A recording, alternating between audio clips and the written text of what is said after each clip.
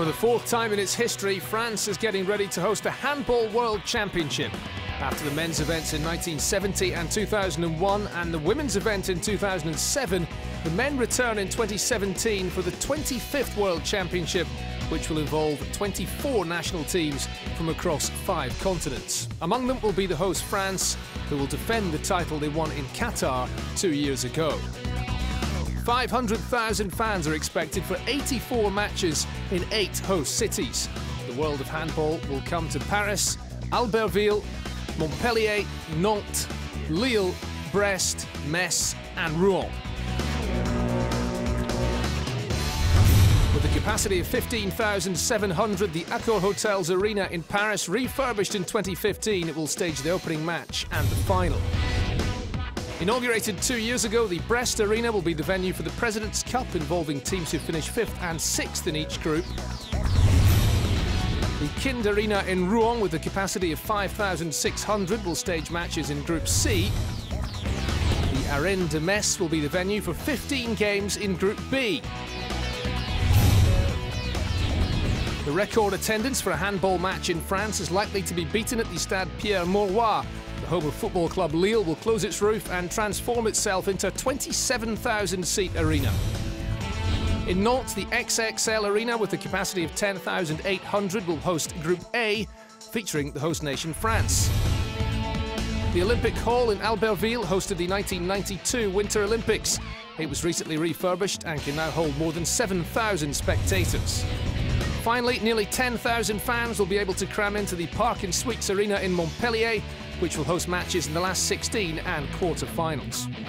The draw was held on the 23rd of June.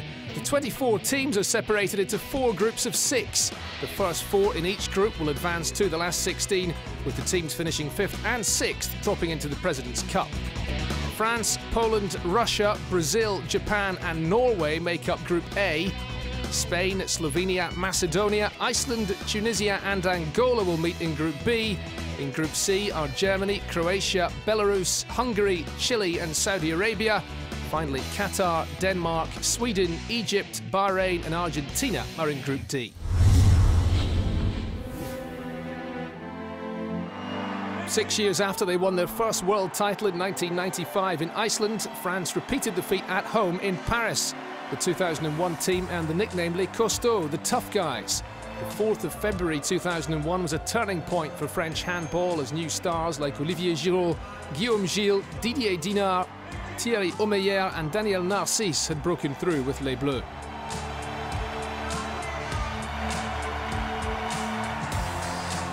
C'est vrai que j'ai eu la chance de participer au mondial. It's true that I was lucky enough to play in the 2001 World Championship, which was held in France, with the final in Paris. And it's also true that to be playing in another one shows that I've been around for a long time. But it also shows that France has finally become a major nation in handball terms, and I think it's a great gift for all lovers of handball. A great memory. It was huge to play the final against Sweden at Bercy with all the crowd behind us, especially as the match was decided in the final seconds. We equalised and got the winner. Everyone was on their feet at the end. It was a great moment. Dans les dernières secondes du match, on égalise, on gagne, tout le public debout à la fin. Enfin voilà, c'est vrai que c'était vraiment un très grand moment. Ça représente à titre personnel quand même. For me personally, there was so much emotion. It was a great adventure and we got a medal and the title that overwhelmed us in the end. Now this World Championship in France gives us a new story to write. Finalement, nous a tous submergés. Aujourd'hui, ce mondial en France, c'est quelque chose de nouveau à écrire.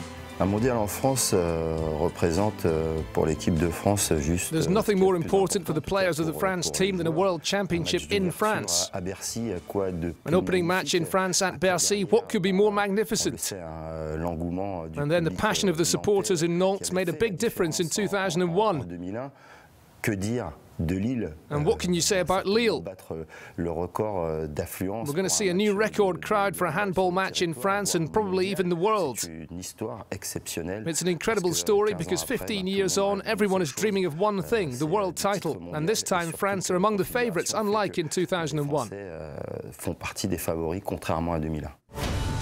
Since then, Les Bleus have won the world title 3 more times. In 2009, when they beat the host Croatia, in 2011 in Sweden against Denmark, and in the last World Championship in Qatar in 2015.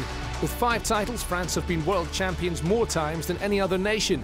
Since the 2001 vintage, the team known as the Experts have also won Olympic gold twice in Beijing and in London, and been European champions on 3 occasions. This is a feared team, and a lot is expected of them, even if they lost the last Olympic final to Denmark. Je pense qu'on peut s'appuyer sur ce qu'on a fait. We can look to what we did at the Olympics because we played well, even if there was, of course, the disappointment of losing the final. But we can learn from that defeat to try to go on and win the gold medal. Justement, il faudra se servir de cette finale perdue aussi pour aller essayer de décrocher la médaille d'or.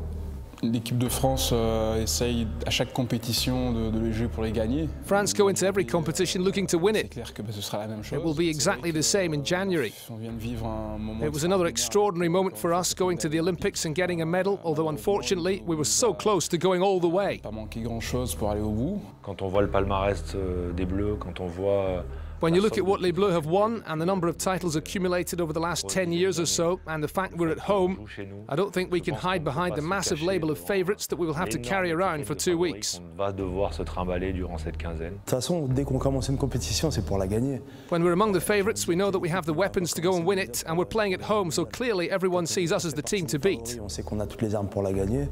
Là, on fait partie des favoris et on joue à domicile. Donc c'est clair que tout le monde va nous voir comme le gros favori. Mais en tout cas, ça serait l'apothéose aussi pour cette génération. It would be the high point for this generation of players, some of whom will retire after this World Championship. We're excited, it's a big event and it should be a big party. Ça doit être une fête. Thierry Omeyer and Daniel Narcisse are 2 monuments of the game who've won more than 600 caps for France combined. 2 of the best players in the world in the last 15 years, with multiple victories in the Olympics, the Worlds and the European Championship. Their combined age is 77, and it could soon be the end of their international careers, possibly with another medal around their necks on the 29th of January. C'est vrai que c'est une question qui revient tout le temps. Après, je crois que it's a question that is asked all the time. When you look at my career, it's more behind me than in front of me. on va essayer de. So we try to go into every competition as if it were the last one, and we'll see if there are to be any more in the future. C'était la dernière, et puis on verra s'il y en aura d'autres ou pas après. Daniel Narcisse et Thierry Omeyer, ils prendront leurs décisions. Daniel Narcisse and Thierry Omeyer will make their decisions in good conscience, and we must respect what these 2 players who have done so much for France choose to do. We don't know, but we hope they're at least able to choose when they want to bow out. They deserve to have an extraordinary departure, and that could happen, but that doesn't necessarily mean Daniel Narcisse and Thierry Omeyer will retire at the end of January. Like Narcisse and Omeyer, they were also part of the 2001 team, but Didier Dinard and Guillaume Gilles have since retired and will participate at the 2017 World Championship as co-coaches, having succeeded Claude Onesta, who's been promoted to the role of general manager. They form an experienced tandem with numerous medals won on the court, although they are both novices on the bench. Avec cette nouvelle casquette d'entraîneur de l'équipe de France, with this new job as coach of the France team and coming into this major event, I feel good. I'm full of enthusiasm and I'm looking forward to contributing to the future of this team along with Didier. À contribuer au devenir de cette équipe en collaboration avec Didier. We need to find the right alchemy so we can do our job well together and work well for the team. Et performant pour l'équipe. Quand on parle de Didier Dinard et tout simplement et de Guillaume Gilles, on parle de 2 Didier Dinard and Guillaume Gilles are 2 emblematic figures. They formed 2 totally different entities in the France team, but they were so important for team spirit. Contrôler l'état d'esprit de l'équipe de France, ils sont vraiment. They are now the heart and soul of this team. C'est pour ça que they may have very little experience as coaches, but they're perfect for managing the team from the inside. Management à l'intérieur d'une équipe, c'est juste ce qui se fait de mieux. Bah, ça change.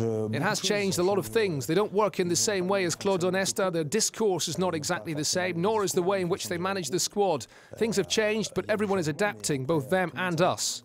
Déjà 2 coachs avec qui j'ai joué. 2 coaches with whom I've played in the past. Didier has been with us in the France team for a long time. He's been used now over a number of competitions to having an important technical role. He's already been heavily involved on that side, and Guillaume Gilles as a player was always someone who took a close interest in the tactical side as a former centre-back. The position of centre-back is now occupied by Nikola Karabatic. In February 2001, the current Paris Saint-Germain star was just 16, He's since gone on to have one of the most decorated careers in the history of the sport. A two-time Olympic champion, three-time world champion, three-time European champion and twice World Player of the Year. At 32, he remains France's biggest star. On a besoin à chaque compétition d'un grand Nicolas Karabatic pour aller très loin. We know that in every competition we need Nikola Karabatic to be at his best if we're going to go far. He is important because of the aura that he has, because of the effort that he puts into every match, because of his ability to bring the best out of others, and because of his tactical awareness to cause other teams problems. Nico a toujours eu un rôle important. Nico has always been an important member of the squad. He has all the qualities required to be a true leader, along with the other experienced members of the team, as he's shown up to now. Un vrai leader avec tous les autres cadres, comme il a pu démontrer jusqu'à présent. Le fait tout simplement que Claude Onesta se soit retiré, With Claude Onesta retiring, he'll be an important relay for his old teammates Didier Dinard and Guillaume Gilles. He'll be a baton carrier for the coaches and for what they want to get across to the team. Entre les directives et les désirs qu'auront les deux coachs de l'équipe de France. After beating Qatar in the final in Doha 2 years ago, the French are leading candidates to retain their title. As they look to get off to a strong start, they've chosen to go in Group A along with Poland, Russia, Brazil, Japan and Norway. The benefit for the home team is that they can choose their group once all the other teams have been drawn. We were trying to work out which group Claude Onesta would choose while he went away for 20 minutes to decide by himself. And to everyone's surprise, he chose a group containing two top teams in Poland and Norway, especially Norway, who did well in the European Championship in Poland at the start of the year.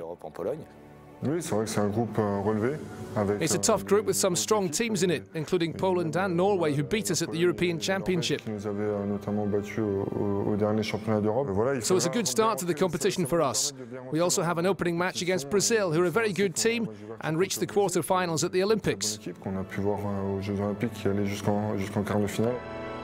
That opening match between France and Brazil is set for the 11th of January at the Accor Hotels Arena in Paris.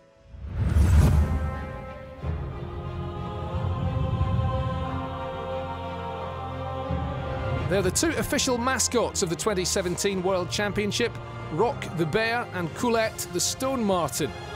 Two figures who embody the values of handball, strength and power for Rock, agility and dynamism for Coulette. The names are also a play on words. Roucoulette is the French word for a screw shot.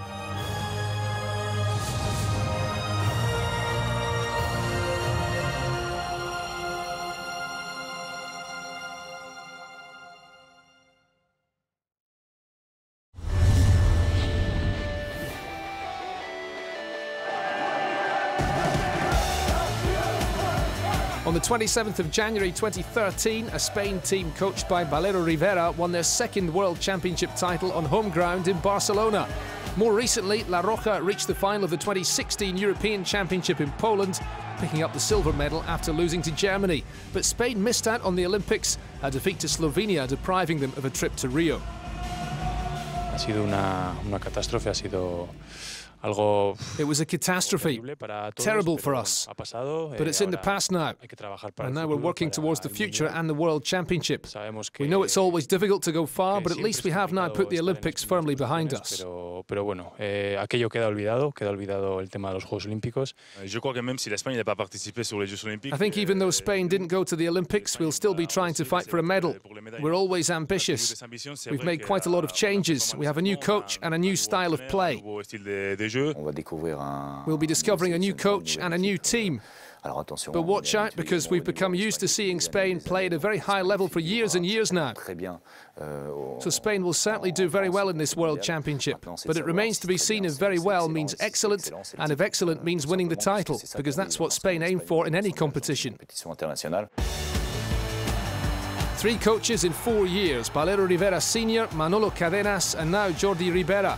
He was appointed after Cadenas resigned in the wake of Spain's failure to make it to Rio. Ribera's task will be to restore Spain to their previous standing in the World Game after leading Brazil to 7th place at the Olympics, the best ever performance from a South American team. Jordi Ribera. incroyable d'amour du handball, mais surtout Jordi Ribera has an incredible love for handball, but also of tactics. de ce sport. Et, Like Valero Rivera, he's one of the great coaches. Il fait partie des très très grands coachs, méconnus. He may not be well known, but he could be the one to revolutionise Spain and give them what they were lacking when they failed to reach the Pour Olympics. se qualifier aux Jeux Olympiques à l'équipe d'Espagne. Oui, je pense que c'est très différent He's very different to the last coach, Manolo Cadenas. Cadenas. He has more of a focus on tactics and likes his attack to be very dynamic. Beaucoup de dynamique dans I think that's l'attaque. very good for me and the other players. L'autre joueur, c'est ça très bien. In what will be their 19th appearance at a World Championship, Spain find themselves in Group B, along with Slovenia, who denied them of a place at the Olympics. Iceland, Tunisia, Angola and Macedonia make up the group, but it's the European silver medalists who are the favourites.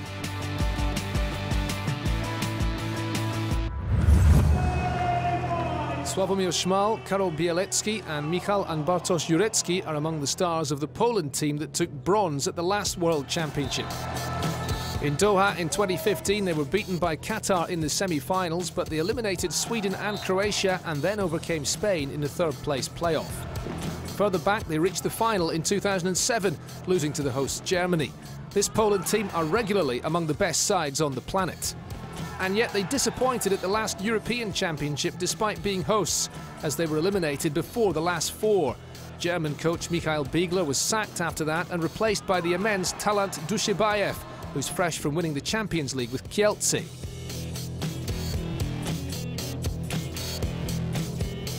Talant Dushibayev est dans un cercle, mais plus que restreint. Talant Dushibayev is a member of an extremely elite group. Un style de jeu. By my memory, he's been World Player of the Year twice with a totally unique style.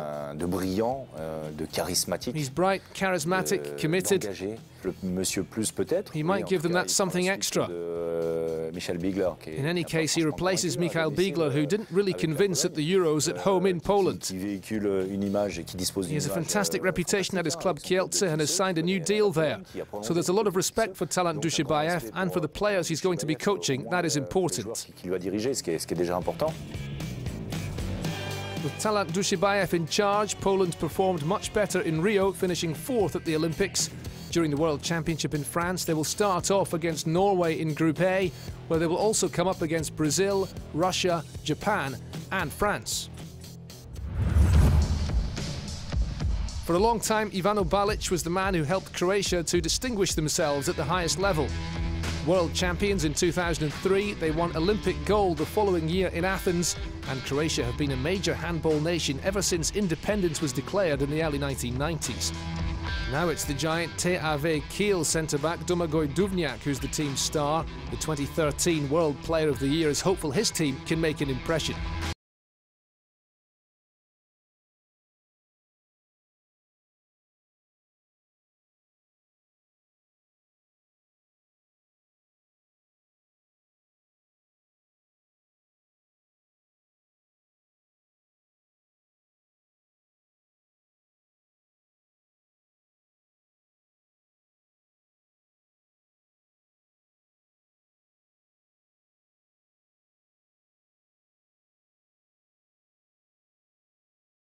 But his style is different in terms of his character, his personality and the way he plays.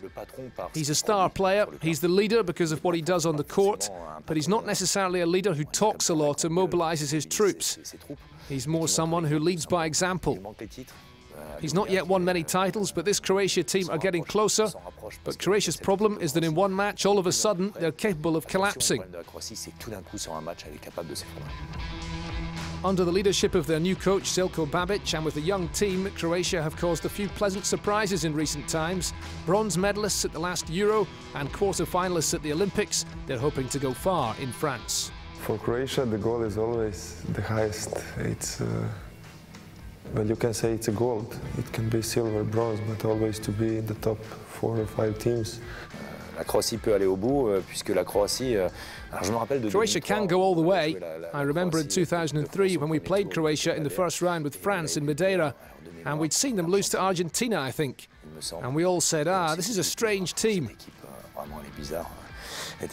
They were so strange that 10 days later they were world champions. So they have the quality to go all the way, and it's still the case. So watch out for them.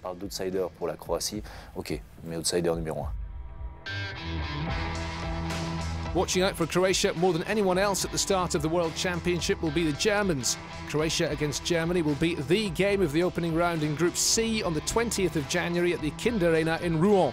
That will be a replay of the 2003 final in Portugal that was won by Balic and co.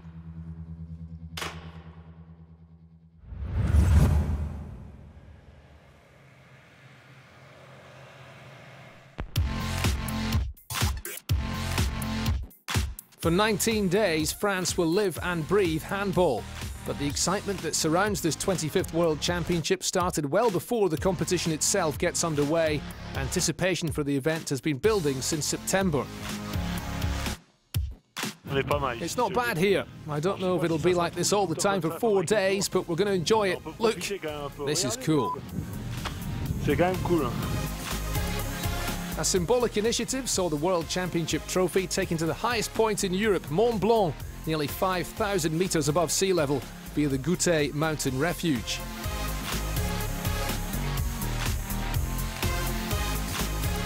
On the 22nd of October, exactly 81 days before the opening match between France and Brazil on the 11th of January, the trophy headed for Mont Saint-Michel. The excitement was progressively building throughout the country for an event that will bring people together.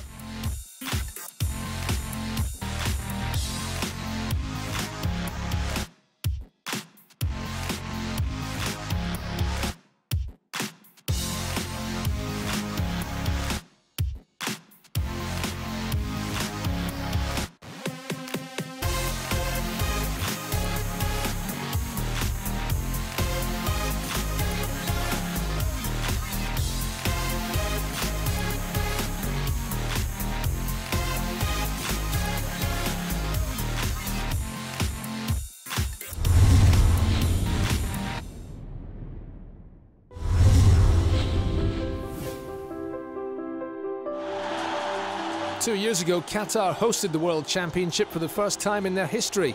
And for the first time in their history, this country of just 2.5 million people won the silver medal, only losing in the final of their own competition to France.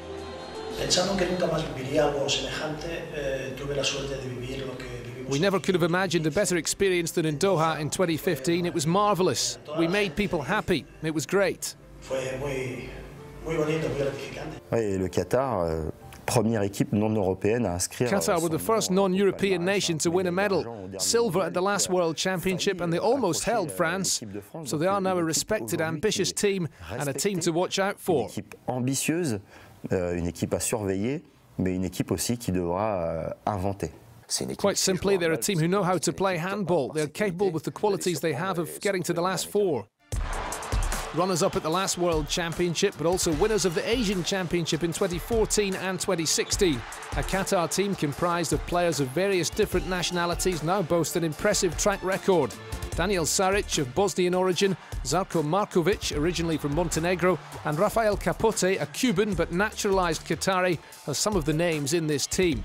Experienced players, but this Qatar team was knocked out of the Olympics in the quarter-finals by Germany. C'était la première compétition dans laquelle on attendait le Qatar. It was the first competition in which people had expectations of Qatar after they'd reached the World Championship final. But they were not at home, even if a lot of their players are not originally from Qatar. So it was disappointing for them in Rio, especially the way the team played, for example, collapsing against France. But while they might not be one of the favourites, they are dangerous outsiders. They're a solid, well-respected team, even finishing 8th at the Olympics is an honourable performance.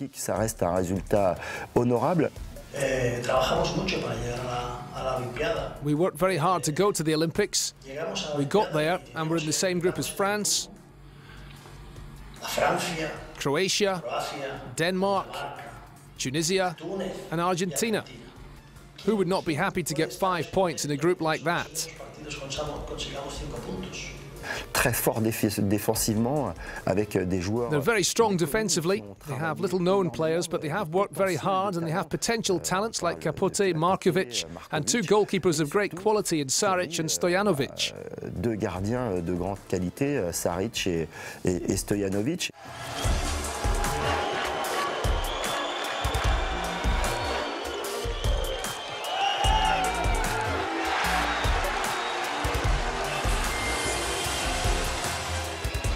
5 times a Spanish champion and twice a winner of the Champions League with Barcelona, Daniel Saric now plays for Al-Qiyada in Qatar. He may now be 39, but Saric remains one of the best goalkeepers in the world and shares his position with Goran Stojanovic. The former Rhein-Neckar Löwen keeper is now at another Qatari club, El Jaish.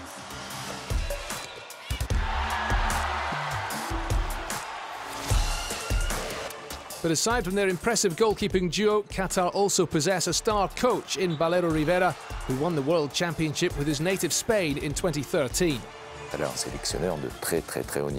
They have a real top-level coach in Valero Rivera, who's won the most European titles with a club in Barcelona. Valero Rivera needs no introduction. He won 5 Champions Leagues with the mighty Barcelona in the last decade. But he is above all a fine tactician in the mould of the great Spanish tacticians. You can like him or not, but he's one of the best coaches in the world. Qatar get their competition underway on the 13th of January when they face Egypt in Paris in Group D, a section in which Denmark, the Olympic champions, will be favourites to finish first.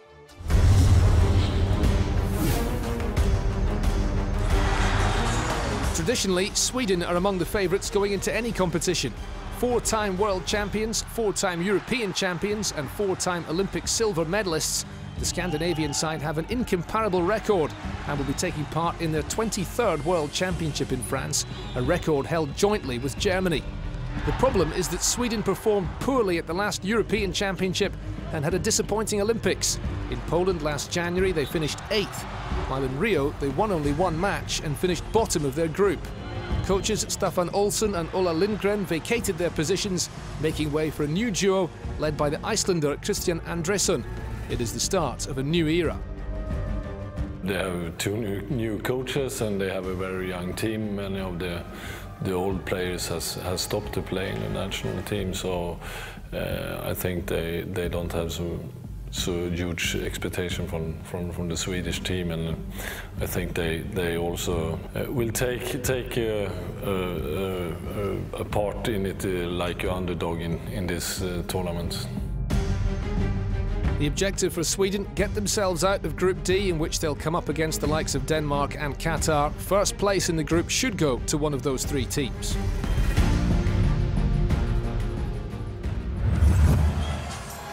Another team accustomed to competing on the world stage, Russia will be appearing at the World Championship for the 20th time. World champions in 1982, 1993 and 1997, Russia will be looking to cause an upset in France. After finishing 9th at the last European Championship, 19th 2 years ago in Qatar, and failing to make it to the Olympics in Rio, this World Championship is a chance for them to restore their image. Russia will come up against France, Poland and Norway, amongst others, in Group A. Like Sweden and Russia, Iceland are regulars at major competitions. In France, they'll be taking part in a World Championship for the 19th time. Bronze medalists at the 2010 European Championship in Austria and silver medalists at the 2008 Beijing Olympics, Iceland, just like Sweden, do however come into the Worlds on the back of 2 disappointments. They came 13th at the last Euro and were only 11th at the last World Championship in Qatar. Absent from Rio, Iceland will lean on their experienced players as they look to shine in France. Robert Gunnarsson, Gudjon Valur Sigurdsson and above all Aron Pálmarsson, twice a winner of the Champions League with TAV Kiel and currently the star man for Hungarian outfit Veszprém. Iceland were the runners-up in 2008 in Beijing against France, which was an extraordinary result, their best ever at the Olympic Games.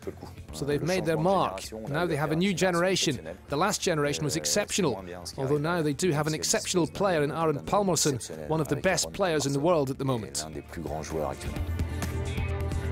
Iceland's first match in France will be against Spain in Metz on the 12th of January.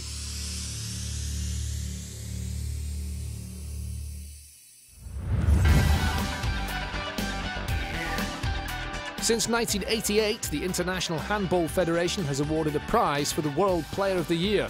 6 former winners of the prestigious award will feature at the 2017 World Championship in France.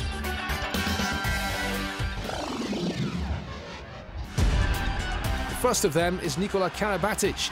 The The star of the France team is one of an elite group of 6 players in history who've won the award twice, in 2007 and in 2014. A double Olympic champion, triple world champion, triple European champion and 3-time Champions League winner, the Paris Saint-Germain centre-back will again be in the running for the prize this year.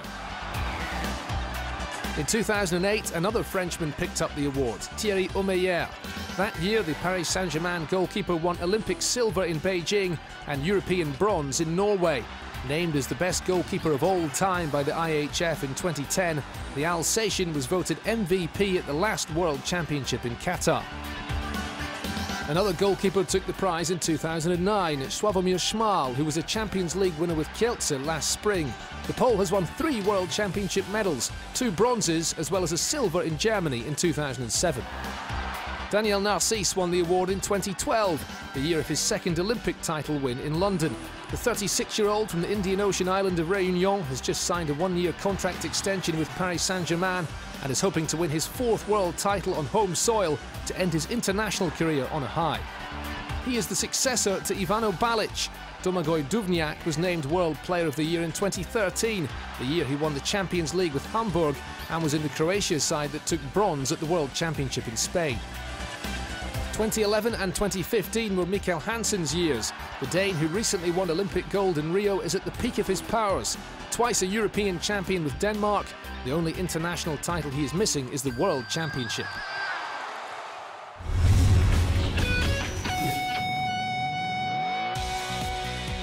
Germany are once again winning medals on the world stage after taking the European title last January in Poland and winning Olympic bronze in Rio. Now they're one of the leading contenders to take the world crown.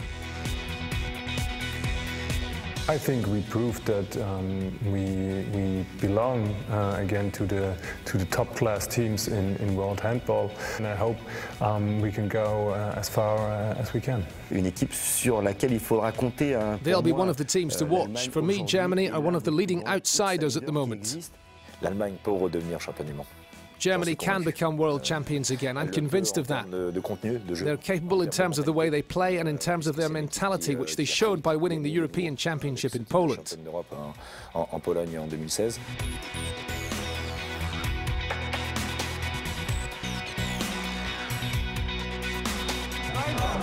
Between their last world title in front of their own fans in Cologne in 2007 and their European success last January, Germany endured something of a dry spell. But with 3 world titles to their name, they are one of the most successful nations in the history of the competition, and in 2017 the Nationalmannschaft will be taking part in the World Championship for the 23rd time.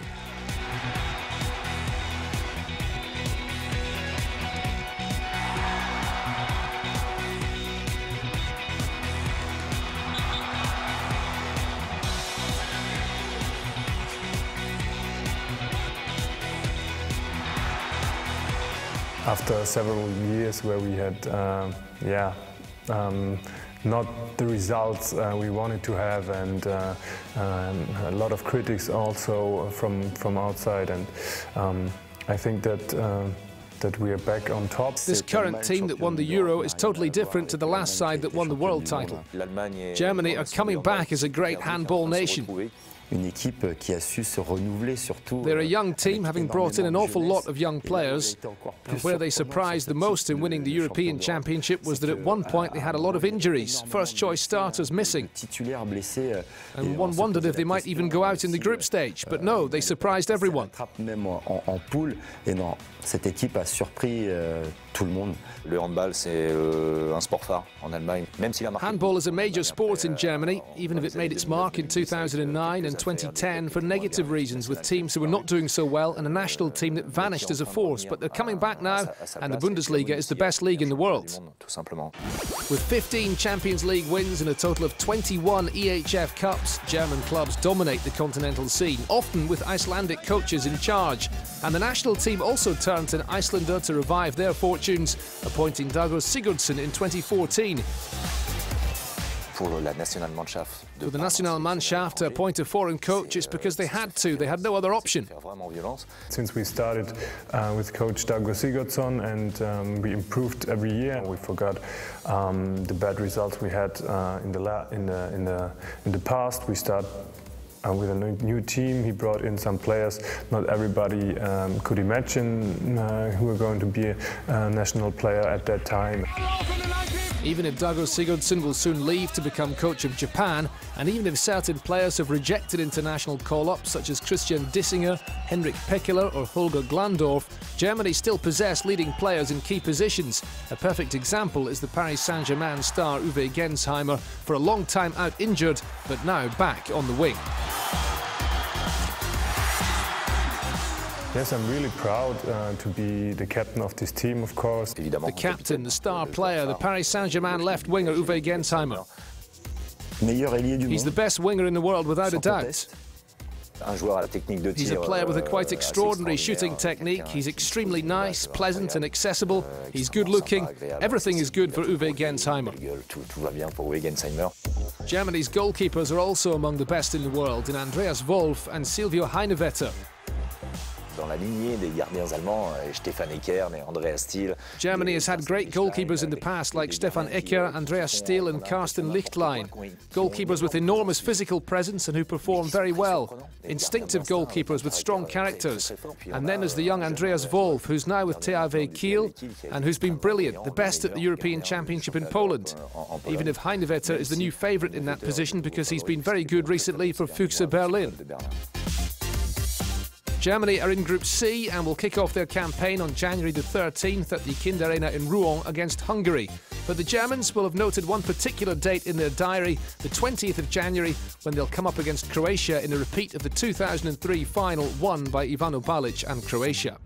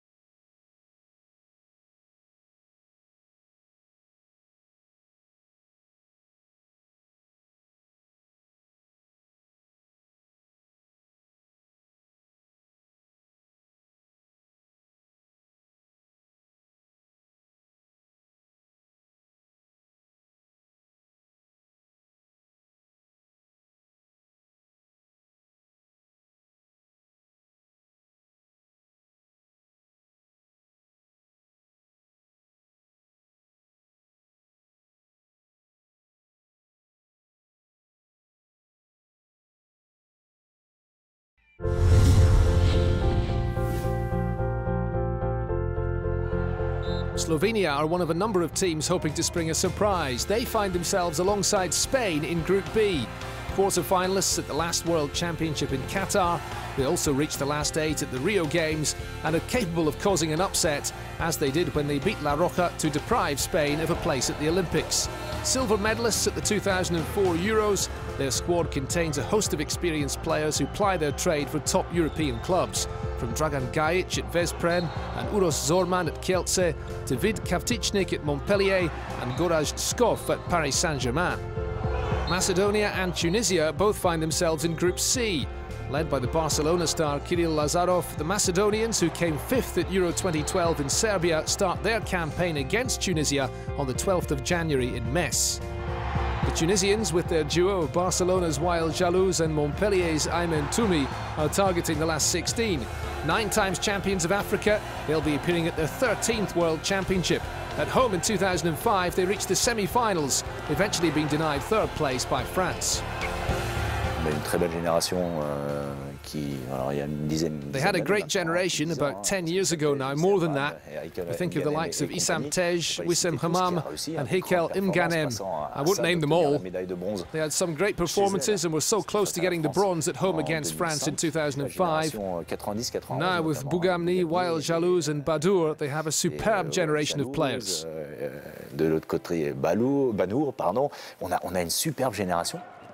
Brazil enjoyed a successful Olympics, reaching the quarter-finals in Rio before losing to France. The Seleção will come up against the reigning world champions again in Group A and face them in the opening match on the 11th of January in Paris. Having beaten Germany and Poland at the Olympics, they're a rising power, but must now do without coach Jordi Ribera, who's left to take charge of Spain. I think that right now the objective is to get to the last 16. We're in a strong group that includes France, but we'll need to have a lot of faith in ourselves if we're to have a successful World Championship. Norway, a team who should never be underestimated, are also in Group A. Semi-finalists at the last European Championship, they impressed in Poland, beating the likes of Croatia, the hosts, and France. At the age of just 21, Sander Sargosen is aiming to help take the Vikings to the very top of the world. The future Paris Saint-Germain player has been a pillar of the Norway team since the age of 18. The Scandinavians begin their campaign against Poland.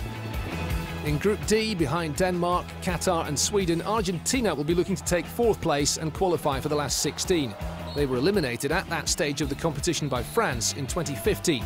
Such an aim is certainly not beyond the albiceleste of the Simonet brothers Diego, Sebastian and Pablo. They're essential to this team. We saw it when Diego Simonet was absent due to injury recently, and it wasn't the same impressive Argentina team. I remember a match, Argentina beating Sweden in Sweden. It was in the group stage of the 2011 World Championship. It was an incredible surprise. Argentina playing well. It's great watching Argentina play.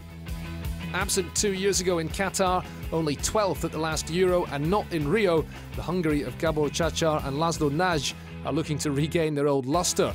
A major handball nation, the Magyars will be appearing at their 19th World Championship. While leading club sides Veszprém and Szeged shine on the European scene, Hungary's national team have not finished on a podium for 30 years, since taking silver in 1986 in Switzerland.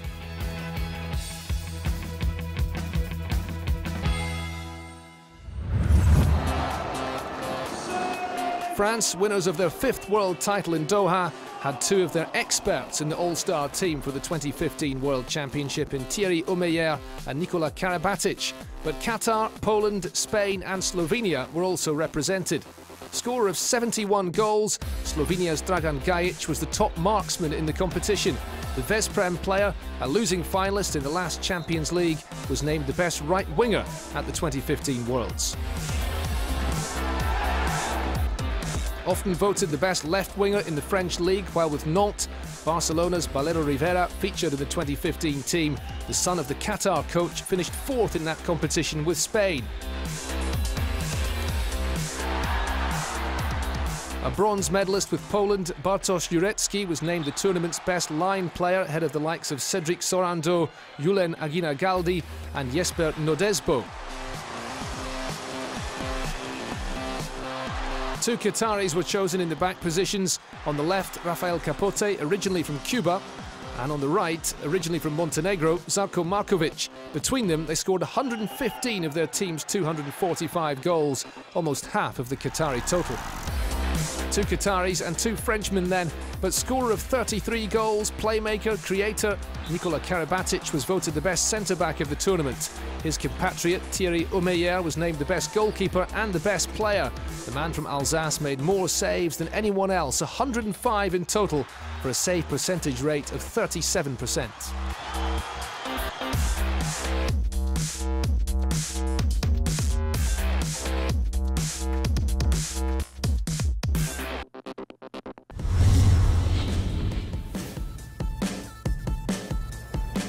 In January 2021, Egypt will host the 27th World Handball Championship.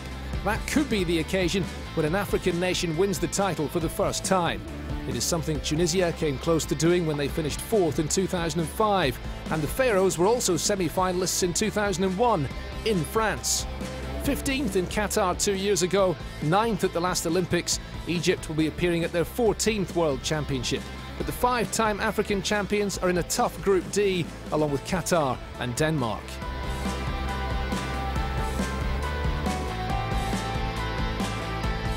Also in Group D are Bahrain. The Gulf outfits are one of the tournament outsiders, but watch out for a team that have been Asian Championship silver medalists 3 times in 2010, 2014 and 2016. In Group C, 3 teams are likely to be fighting it out for 4th place behind Germany, Croatia and Hungary. They're Belarus, Chile and Saudi Arabia. A Belarus team with former Barcelona star Sergei Rutenka came 18th at the last Worlds in Doha and 10th at the last Euro in Poland. Missing from the Rio Olympics, they're targeting the last 16. They've never finished higher than 9th at a World Championship. 22nd in 2011, 23rd in 2013 and in 2015, Chile are bidding to break into the top 20 in France. Silver medalists at the last Pan American Games, the South Americans will hope to record a first win in the group stage of a World Championship in their recent history. They'll kick off against Belarus in Rouen on the 13th of January before facing Germany 2 days later. Saudi Arabia will be appearing at their 8th World Championship, 19th in 2013 and 22nd 2 years ago. They've won bronze at the Asian Championship 3 times and will also be aiming to break into the top 20. Twice crowned Asian champions in the late 70s, Japan have found things tougher since then. Often overshadowed by the likes of South Korea, Qatar, Kuwait and Bahrain, they did nevertheless win continental bronze in 2016. They've not taken part in a World Championship since 2011 and find themselves in Group A with the hosts France. France against Japan will be a special match for the Japanese star of French origin, Rémi Feutrier of Chambéry. Along with Tunisia and Egypt, Angola were one of 3 African nations to qualify. While Angola's women's team have regularly competed at the highest world level, reaching the quarter-finals in Rio, their men are novices in comparison. Their only appearance at a World Championship to date was in Germany in 2007, when they finished 21st. At the last African Championship, Angola claimed bronze.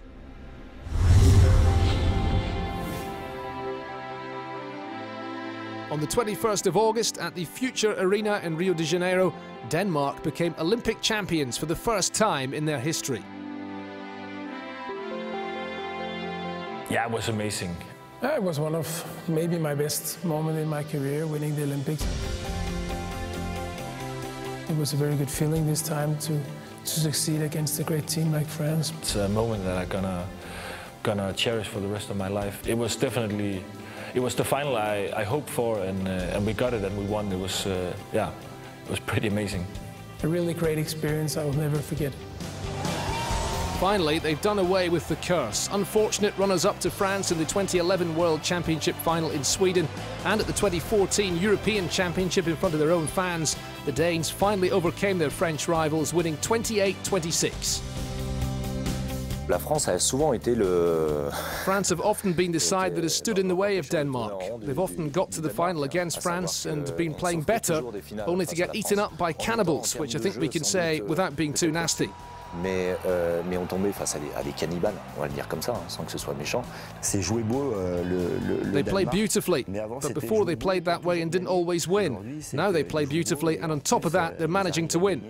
It's beautiful, it's great to watch, but they don't win. But since Rio, it's been beautiful, great to watch, and they're winning. Against France in such a big game, in such a big final, the first final that France lost, it couldn't be better or bigger. I think for everybody, you know, like us as a group, the Danish national team, to win that game and against France meant a lot for us. They're the reigning Olympic champions then, but they're also 3-time World Championship runners-up and twice European champions. Denmark are, alongside France, the big favourites to win the world title. If they do claim the crown on the 29th of January in Paris, they will join the elite group of nations to have won all the major international titles. Peu d'équipes ont fait le triplé. Not many teams have done it. Russia, France, and why not Denmark? There's no doubt that in one corner of their minds, Mikkel Hansen and his teammates will be thinking of that, of going home with the crown that would see them go down as one of the world's great handball teams. And of course, they have the means to do it. Qui les hisserait dans les plus grosses équipes de l'histoire du handball mondial. Bien sûr qu'ils en ont les moyens. Oui, elle est capable d'aller. Yes, they're capable of doing the double, which would effectively be a treble, as it would mean all 3 major titles for an exceptional generation with one player who's a cut above the rest in Mikkel Hansen. Au-delà aussi des autres, c'est Mikkel Hansen. At 29, Mikkel Hansen is more than ever the main man in the Danish team.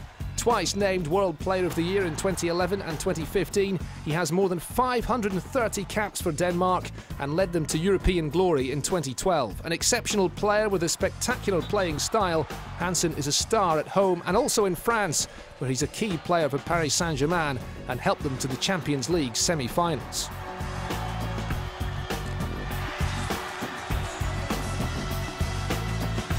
Mikkel got a new role on the Danish national team. He's starting to become the leader that he can be, but now he's really starting to take some of the pressure of the group as well, and not just focus on his own game, and also trying to improve his teammate and his team's game.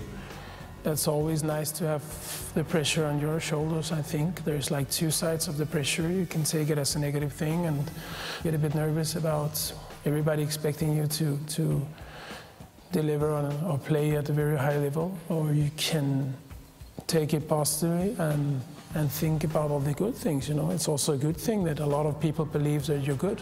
Yeah, it's always nice to prove everybody that you're a good player. Niklas Landin is another key member of this Danish team. Regularly cited among the best goalkeepers in the world, the TAV Kiel keeper is a star for both club and country. Named as the best goalkeeper at Euro 2014, he should once again have a major role to play.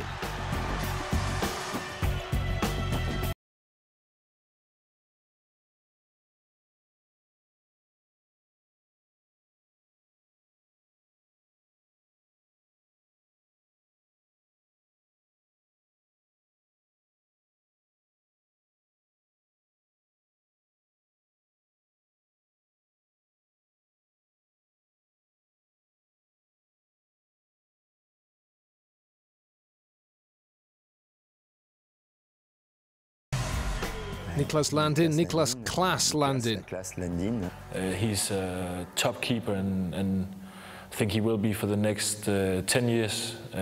He's already one of the best keepers in such a young age, and he's very important for the national team so that we can have success. It is all systems go then for Denmark, a side regarded by the press and by onlookers as the team to beat.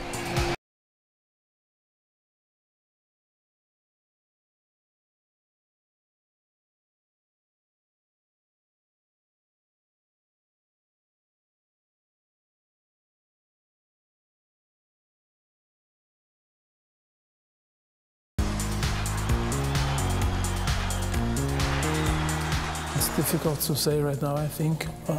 From the press, the media, everything, everybody would expect us to see gold after winning the Olympics. We come to the World Championship in France to win. There is a certain pressure on Denmark in this World Championship. They're highly fancied and have just won the Olympic title, so there's a different kind of pressure on them now. Qatar and Sweden will be among the sides looking to put one over the Danes in Group D. The Scandinavian derby will take place on the 16th of January in Paris. Denmark against Qatar, also set to be decisive in deciding who finishes in first place, will be played 4 days later at the same venue.